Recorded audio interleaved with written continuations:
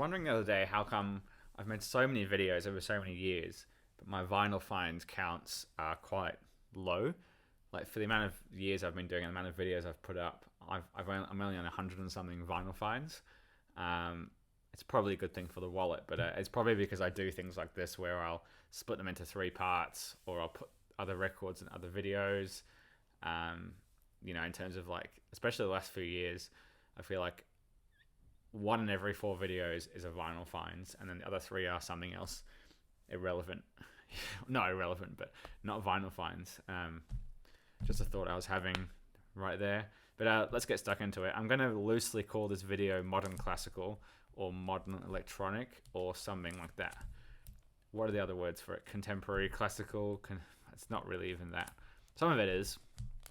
World music? I don't know.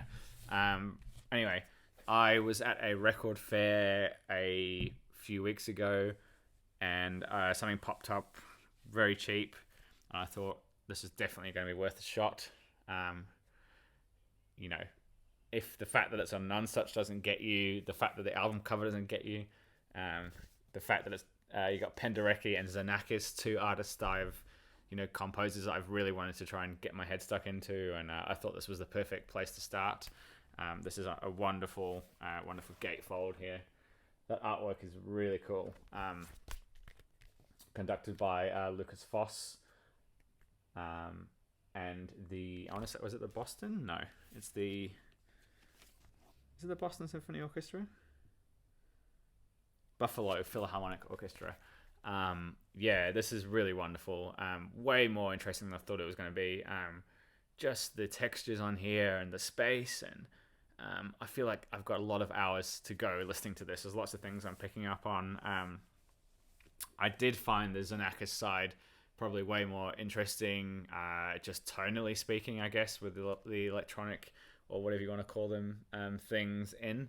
I am so happy I picked this up. It blew me away.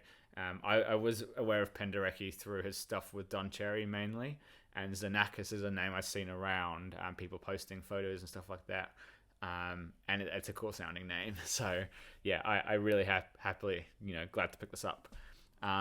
Just while we're on this sort of topic, I just want to say a big shout out to Rob over at Sound Strange, who has probably piqued my interest a lot more than he knows on classical music and stuff like that. He's got a really good way of selling those sort of records and talking about his the composers and the years and the amount of knowledge is fantastic, and there's no one else in the vinyl community making videos like Rob does.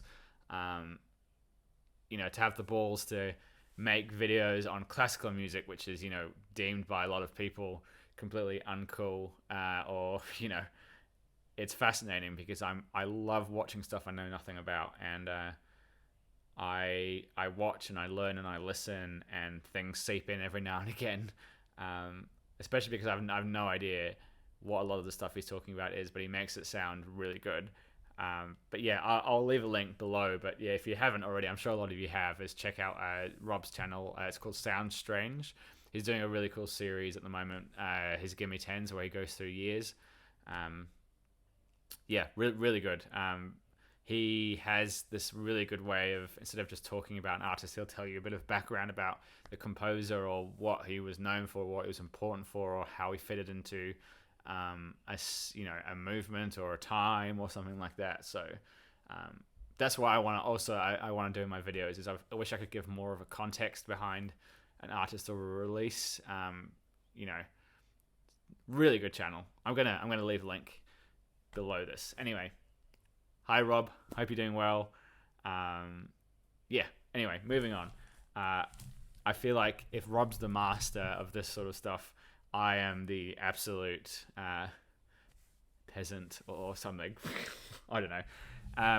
This is one that I knew was meant to be good, and I found this for a couple of dollars. I couldn't leave it behind because I could see it was in really good shape. I obviously have a few Vangelis records, but they're the more early, psych or prog stuff.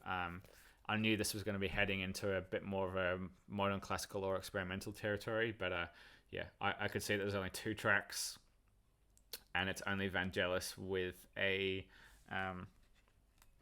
what's the name of the instrument that he uses? He ends up using this. This came out just before the Blade Runner soundtrack. I think it was the album before that, so it sort of heads in that direction. If that cover doesn't give you a bit of a clue, this is basically a record of Vangelis fucking around with a synthesizer and making some strange soundscapes for an hour and a half, but an hour, probably less than an hour. Doesn't actually say. This is an original UK pressing. What was the name of the instrument? I was reading up on it and I've completely forgotten. Anyway, I really enjoy this. Super cool, super spacey. I don't know how to describe it, but something that's definitely worth picking up, and I enjoyed it way more than I thought I was going to enjoy it. I think Vangelis doesn't really rate this record, or wasn't really a fan of it, or has condemned it, and a lot of fans don't really, say this is his greatest work, and it's definitely not an album to be taken too seriously. I can tell it's definitely an artistic statement in terms of just him messing around with what he can do. It's very loose and very open, and there's moments that work really well and moments that don't work really well, but it's definitely, for me, it's definitely a keeper, and something I really enjoyed. So that's that one.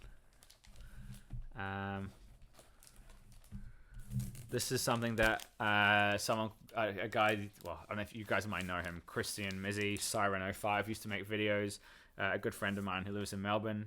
I had no idea what this was, but he posted this about a year and a half ago, and I was captivated by the description and the cover. This is From Gardens Where We Feel Secure by Virginia Astley. If that title doesn't get your attention in that cover, From Gardens Where We Feel Secure, I think it's fantastic. I think this is going to be one of my favorite album covers in my collection now. I'm not sure if the camera will focus, but look at that.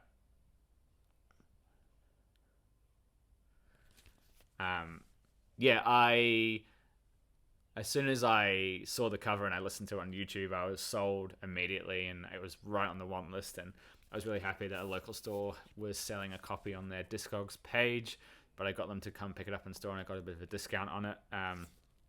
So the trick of this album is finding a clean copy, because it's quite a quiet, atmospheric album. Virginia Astley put this out in early, I want to say 83 or 84, something like that. So this is on Rough Trade, but it could easily be on the EG Editions label, the guys that put out the John Hassell and the Brian Eno stuff. I guess this is a really cool combination of classical music and field recordings.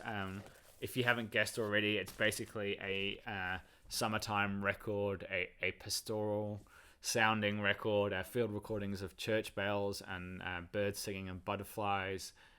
I don't know. That's the idea you get. I guess summertime gardens, and it feels very English. There's some really wonderful, mixtures of, strings and ambient sounds to do with just the British outdoors, or it reminds me very much of British summertime, or I grew up in England, and it reminds me of things that I can't quite remember in a strange way, like it's just sort of out of my grasp. It sounds like bits of my childhood in summertime in a really beautiful way. Super wonderful record. I think this is really worth checking out and very overlooked. There was a bit of a chat on one of the Facebook groups about her second release, Hope is a Darkened Heart, and how people couldn't really get into that as much as this. And I was like, oh, really? So I had to listen to it last night, and the second one is very different, with vocals and a really shiny production, where this is a way more, I guess, ambient-y. Ambient's not really the right word. It's very pastoral.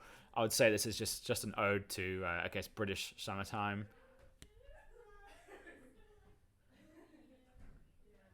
What the fucking hell?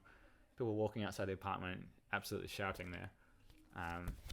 Really good, really wonderful, really worth checking out. This is also on YouTube, I think. Rough Trade, From Gardens Where We Feel Secure, Virginia Astley. Okay, this is one that I'm gonna struggle to be able to sell to you guys. But it was $1 at the record fair, and I'd seen that I think Fred sent a copy to Chris Cole about a year ago or something, or Chris Cole, that must have been it, I'm sure of it. Or I sent him a different one, and I couldn't pass it up because of the cover and the name. Sirocco Paths of the Wind. I was feeling risky, I guess, when I picked this up. Even though it's only $1, I thought, it's going to be 95% terrible. I wasn't expecting to really enjoy it, but if I wasn't sold by the title, look at these dudes on the back here. God. This guy here reminds me of Florian Frick from Popeville, or Fricker, however you want to pronounce it. I did recognize that one of the guys here, this guy here, Guy Manigan, plays in the Australian, I guess it's Indian-influenced, Australian-Indian, Aboriginal-influenced kangaroo record called Dreaming, which is quite hard to get now, so that was sort of a selling point. I could see that there's a lot of titles that had Middle Eastern influences or Mongolian influences, so I thought, I'm going to give this a go, and I actually really enjoy this. It took me a while, but I really kind of got into it, and I felt very surprised by how much I liked it. So it's basically, these guys were doing, I guess, different styles of world music, but they're mainly focused on Arabic, Turkish, Mongolian. There is a couple of sort of English folk songs in here, traditional music, but it's a really nice mixture of, I guess focused around Middle Eastern music. But when I was reading around this, these guys were the first people to sort of they weren't the first, but they were early people to bring in these sorts of instruments into Australia and to record them and to be playing stuff with them. So, in that way, it's very unique. I'm not going to tell you that it's an amazing record that you should jump out and get. I'm not even going to be, 100% recommend it. But I'm going to keep it because I think it's a really weird, unusual record. And the recording is fantastic. It sounds really good on the Arica label. It's definitely a oddity or a curiosity, I suppose. But yeah, there's some really nice moments on here. Just in terms of the instruments, there's bazookies, a whole bunch that I've never heard of. I don't even know what half these instruments are. Ouds on here, a whistle. I don't know. I'm going to pronounce some of these instruments, but yeah, lots of stuff from I guess Turkey, Greece, Macedonia, stuff like that. So really good. I like it. It's definitely good. If you see it for $1, give it a whirl, but don't expect the world out of it, so to speak, I guess. And the last one is something I've been sort of after for a long time, and someone locally was selling it. Dream Theory and Malaya by John Hassell. This is on EG Editions. I'm sure a lot of you guys know who John Hassell is. Absolutely wonderful music. I guess it's sort of loosely based around, I guess Southeast Asian and Malaysian music or Malaysian traditional music. When this came out, this was the era of world music being brought to Western audiences. And he does this in a really, really nice way, in terms of merging electronic sounds and, electronic sounds and ambient textures in with this music. He's really made that sort of style his own and hasn't sort of ripped it, completely. I really like this record. It's really, really happy to have it. It's a very dense record. There's lots going on. It's really spacious, but also really thick. Parts of it do sound like a hot, sticky jungle in parts. I mean, if you want to be a bit more creative about it, it's definitely really wonderful. Definitely happy to have this. I would like to get Earthquake Island by John Hassell. That would be a cool one, just because I think that cover is absolutely iconic too.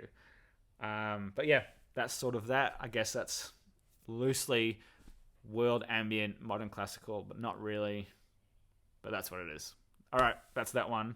I was going to do this in 2 parts, but I'm going to split this here and do a 4th part, I think, because I talked way too long. about Vangelis. All right. Cheers, guys. Bye.